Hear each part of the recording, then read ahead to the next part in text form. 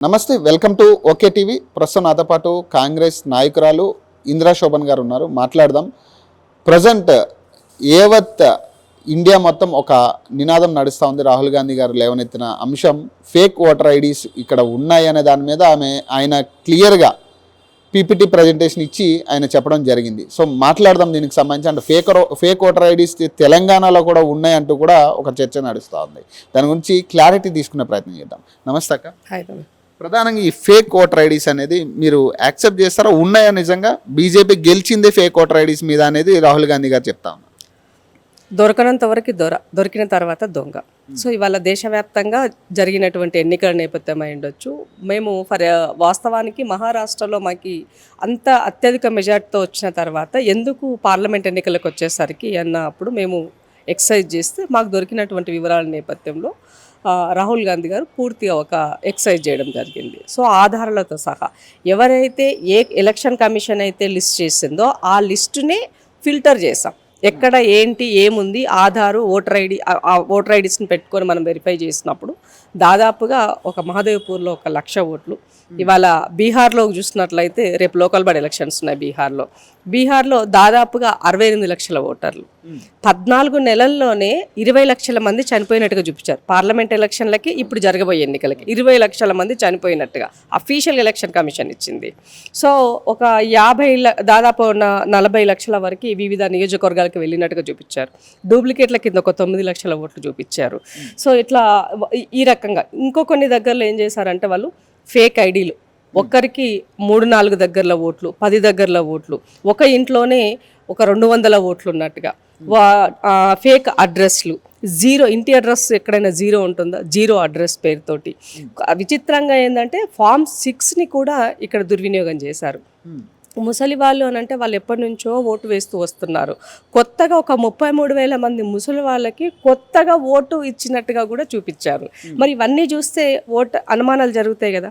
So ఎక్కడెక్కడ అయితే కాంగ్రెస్కి మిగతా అంటే ఎన్డీఏతరకి ఎక్కడెక్కడైతే ఓట్ బ్యాంక్ ఉంటుందో ఆ ఓట్ బ్యాంకును గల్లంతు చేసే పనిలో ఎలక్షన్ కమిషన్ పూర్తిగా భారతీయ జనతా పార్టీతోన కుమ్మక్కై పనిచేసినట్టుగా మనకు కనబడుతుంది. సో వీటిని ఒక పీపీటీ ప్రజెంటేషన్లో ఎలక్షన్ కమిషన్ ముందు పెట్టినారు. నిజంగా ఎలక్షన్ కమిషన్ ట్రాన్స్పరెంట్గా ఉండి ఎలాంటి తప్పు చేయకపోతే రాహుల్ గాంధీ గారు విసిరినటువంటి సవాల్కి ఓట్ల చోరీ ఎలక్షన్ కమిషన్ అని డైరెక్ట్గా మీ పైన రాహుల్ గాంధీ గారు చెప్పినారు. మరి నీవు ఈ వ్యవస్థని కాపాడాల్సినటువంటి బాధ్యత ఎలక్షన్ చీఫ్ కమిషన్ పైన ఉన్నది. మీరెందుకు రాహుల్ గాంధీ గారికి అపాయింట్మెంట్ ఇస్తలేరు? మీరెందుకు చర్చకు రావట్లేదు? మీరెందుకు దానిపైన కనీసం మినిమం స్పందన లేదు మీ దగ్గర నుంచి అన్నదానికి చాలా ప్రశ్నలు సంధించబడుతున్నాయి. కాబట్టి ఇది దేశ పౌరుల యొక్క ఆత్మగౌరవానికి సంబంధించిన అంశం, దేశ భవిష్యత్తుకి సంబంధించినటువంటి అంశం. నా యొక్క ప్రాథమిక హక్కు ఉన్నవాడికైనా సామాన్యుడికైనా సంపన్నుడికైనా సమానమైన హక్కు ఈ దేశంలో ఒక ఓటుకు మాత్రమే ఉంది. ఆ ఓటు హక్కుని తొలగించేటువంటి నైతిక హక్కు నీకెక్కడిది అని అడుగుతున్నాను. రాజ్యాంగబద్ధంగా పాలన కొనసాగిస్తా అని చెప్పేసి ప్రమాణంగా చేసినటువంటి పార్టీ ప్రభుత్వంలో ఉన్నప్పుడు మీకు ఈ ఓటును తొలగించినప్పుడు ఈ దేశంలో ఉండే నైతిక హక్కు మీకుందా? అది మౌలికమైనటువంటి ప్రశ్న. సో ఇలాంటి ప్రశ్నలన్నింటి కూడా వాళ్ళ దేశ ప్రజల ముందు రాహుల్ గాంధీ గారు సంధించడం. అంటే ప్రతిపక్షాలు అంటున్న మాట ఇది. ఇప్పటి వరకు కూడా రాహుల్ గాంధీ ఎన్నికలు జరిగినాయి. కర్ణాటక, తర్వాత తెలంగాణ జరిగింది, ఆంధ్ర జరిగింది. ఇప్పటి వరకు లేని అంశం ఇప్పుడు కొత్తగా ఎందుకు లేవనెత్తుతున్నారు? ఈ ఓటర్ ఐడీస్ ఫేక్ అనే దాని మీద కావచ్చు, లేదంటే ఇప్పుడు ఎందుకు ఈ అంశాన్ని లేవనెత్తుతున్నారు? మీరు ఫస్ట్ బీసీ రిజర్వేషన్ అన్నారు కదా, దాని మీద ఎందుకు ఫోకస్ చేయట్లేదు అనేది ప్రతిపక్షాలు. తప్పకుండా మాట్లాడతాం దానికి సంబంధించి. ఇవాళ ఓటు అనే దానికి సంబంధించి నువ్వు ఏమన్నా ఉండని, ఎవరి పాలసీ వాళ్ళకు ఉండని, ఎవరి మేనిఫెస్టోలు వాళ్ళకు ఉండని, అల్టిమేట్గా ప్రజలు డిసైడ్ చేసుకుంటారు ఓటు ద్వారా. వాళ్ళ భవిష్యత్తు ఏ నాయకుడు ఉండాలని డిసైడ్ చేసుకునేది ఓటరు. ఆ ఓటర్కి ఓటు వేసే హక్కు నువ్వు కోల్పోయే విధంగా చేసినావు. ఎప్పుడు చేసినావు? పార్లమెంట్ ఎన్నికల తర్వాత మాకు అనుమానం వచ్చిన తర్వాత కదా. మేము మొన్నటి వరకు ఏముండింది, ఈవీఎంలో ఎక్కడైనా ప్రాబ్లం ఉందేమో అనుకున్నాం. బ్యాలెట్ ద్వారా ఎలక్షన్లు పెట్టమని చెప్పినాము. సో ఇవాళ అసలు బ్యాలెట్ ఎలక్ట్రానిక్ పక్కన పడదొప్పితే ఓటు వేసే హక్కే నీకు లేదు అని చెప్పేసి నువ్వు ఈ దేశ పౌరునివే కాదు, నువ్వు సిటిజన్వే కాదనే విధంగా నా పైన నువ్వు ముద్రలు వేసినప్పుడు మరి నా హక్కు కోసం కొట్టాడాల్సిన అవసరం ఉంది కదా.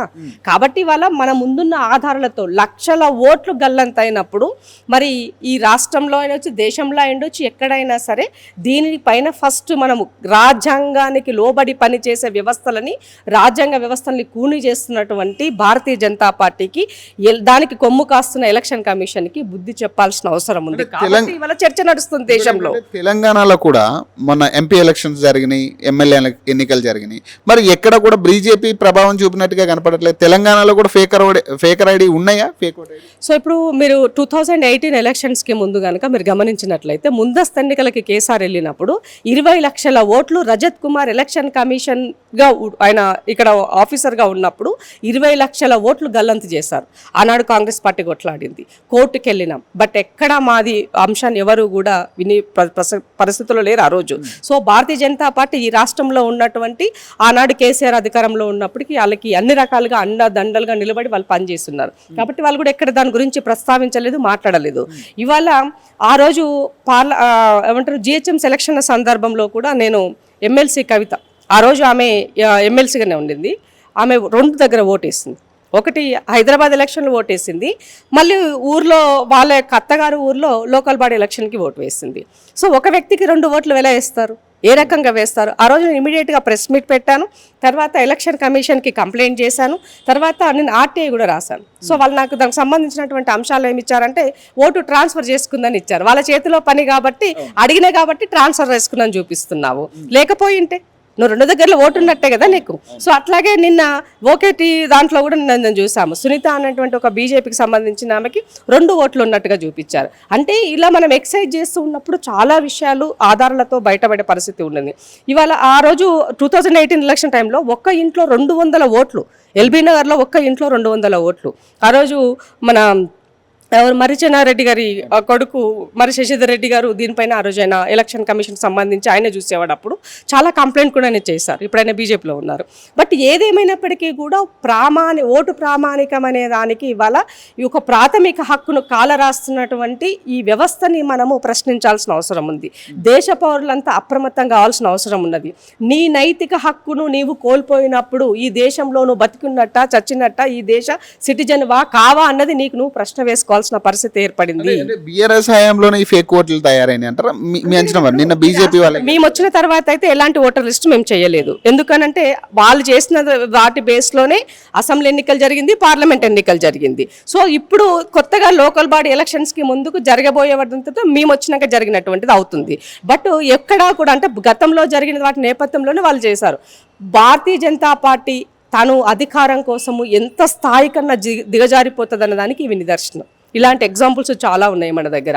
సో అవినీతి పరులను, కార్పొరేట్ శక్తులను, డబ్బులకు ఏదైనా లూపులను, అంటే ఒక్క మాటలో చెప్పాలంటే బీజేపీ ఇవాళ ఈ దేశంలో ఉన్నటువంటి అటానమస్ బాడీ వ్యవస్థలన్నింటినీ కూడా, అది ఎలక్షన్ కమిషన్ అయి ఉండొచ్చు, ఇవాళ ఈడీ అయిండొచ్చు, సిబిఐ అయిండొచ్చు, ఇవాళ ఈ వ్యవస్థలన్నింటినీ కూడా తన యొక్క ఫ్రంటల్ ఆర్గనైజేషన్స్గా, పార్టీ ఫ్రంటల్ ఆర్గనైజేషన్గా పనిచేయించుకుంటున్నాయి. సిగ్గుచేటు ఒక సిటిజన్గా ఇది నేను చెప్పాలంటే బాధాకరమైనటువంటి విషయం.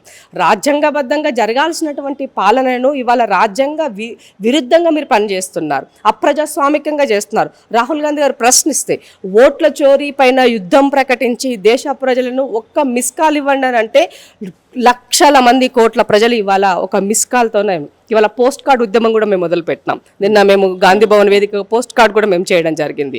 సో ఇవాళ ఎన్ని రకాలుగా మన దగ్గర వసతులు ఉంటే, ఎన్ని రకాలుగా మనం ఈ ప్రజల్ని అప్రమత్తం చేయగలిగితే అన్ని రకాలుగా ఇవాళ కాంగ్రెస్ పార్టీ ఎల్ఓపి లీడర్గా ఇవాళ రాహుల్ గాంధీ గారు ఈ దేశ ప్రజల యొక్క హక్కులను కాపాడడం కోసం ముందుకెళ్తున్నారు. ప్రధానంగా బీజేపీ ఓటర్ ఐడీస్ ఫేక్ అనే అంటున్నారా, లేకపోతే ఏంటి ఇక్కడ ప్రజల విషయంలో? మేబీ ఉండొచ్చు కదా. ఇప్పుడు మనకు తెలిసినవి కొన్ని మన ముందు పడ్డప్పుడు డెఫినెట్గా దీంట్లో కూడా ఉంటాయి. సో కాబట్టి తప్పకుండా వీటిపైన కూడా పరిశీలించుకోవాల్సిన అవసరం ఉంది. ఓటర్ ప్రతి ఒక్కరు కూడా నీ ఓటు ఉందా లేదా చెక్ చేసుకోవాల్సిన అవసరం ఉంది. వాస్తవానికి ఓటు అనేది నిరంతర ప్రక్రియగా ఉండాలి. సో ఆధార్ని ఓటుకి అనుసంధానం చేసుకున్నట్లయితే సమస్యలను చాలా వరకు మనం అధిగమించిన వాళ్ళం అవుతాం. సో ఇలాంటి వాటిపైన కసరత్తు చేయాల్సినటువంటి అవసరం ఉంది. ఎలక్షన్ కమిషన్ తనకున్నటువంటి స్వయం ప్రతిపత్తిని తాను కాపాడుకోవాల్సినటువంటి అవసరం ఉంది. ఆ స్వయం ప్రతిపత్తి వ్యవస్థగా తను వ్యవహరించక ఒక రాజకీయ పార్టీకి తొత్తుగా మాట్లాడితే ఇలాంటి పర్యవసానాలు ఎదుర్కోవాల్సిన అవసరం వస్తుంది. ఎందుకంటే పాలన చేసేవాడు అడ్మినిస్ట్రేషన్లో ఒక ప్రజలు ఎన్నుకున్నటువంటి వ్యక్తి ఉంటే ప్రజల అభిష్టం మేరకు పనిచేస్తాడు. అలా కాకుండా బలవంతంగా విరుద్ధంగా ప్రజలపైన రుద్దబడి పాలన కొనసాగిస్తే తనకి నచ్చినటువంటి ఒక నియంత ధోరణిలోనే పాలన కొనసాగుతుంది. దానికి నిదర్శనంగా ఇవాళ ఈ దేశంలో ఆర్థిక వ్యవస్థ ఏ విధంగా వెళ్ళిపోతుంది, సామాన్యమైన పరిస్థితి ఏ విధంగా ఉన్నదని మనకు కనబడుతుంది. అందుకనే ఇంకొక ఇద్దరు కోసం ఈ దేశంలో పాలన కొనసాగుతుందని చెప్పడానికి నాకు ఎలాంటి సందేహం లేదు. ఇలా చాలా ఎగ్జాంపుల్స్ మన ముందు కనిపించాయి.